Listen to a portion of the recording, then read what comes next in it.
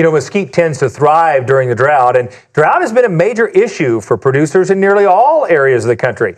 For insight on weathering and then recovering from a drought, we spoke with Charlie Hart with Dow AgriSciences in Texas.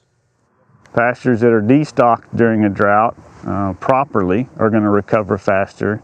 And then when you come out of a drought, being able to come in and control weeds, be slow to put cattle back in, and increase those stocking rates back up, allow those grasses time to recover. And those are the pastures that are going to recover faster. And we've seen it here. We've seen it in Texas. Basically, when you're coming out of a drought, there's really no better time to control weeds in terms of just the benefit you're going to get from that weed control. And it may not be that you just grow a ton of grass that particular year, but it's a recovery process that's going on. And you've got to give those forage plants the time and the moisture to recover. And weed control is going to help speed that process up.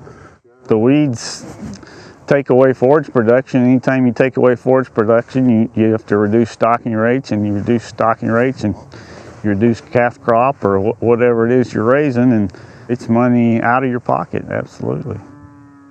So what are some of the other considerations as we begin thinking about both weed and brush control on drought-stressed pastures? Pat, you want to begin? All right.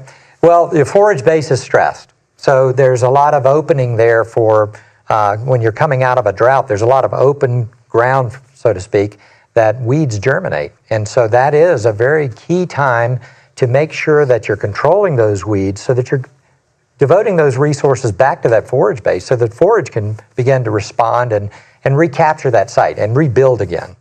Sims, you have some personal experience in this. What would you add?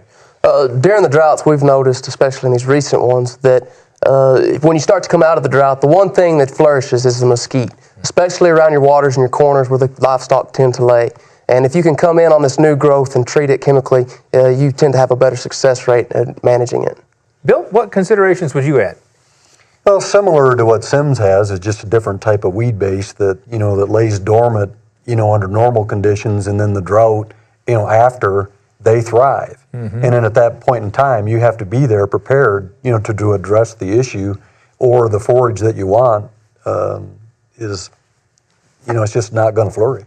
Very good. Thank you so much for your insight. Don't go away. We'll be back with more on improving forage production right after this.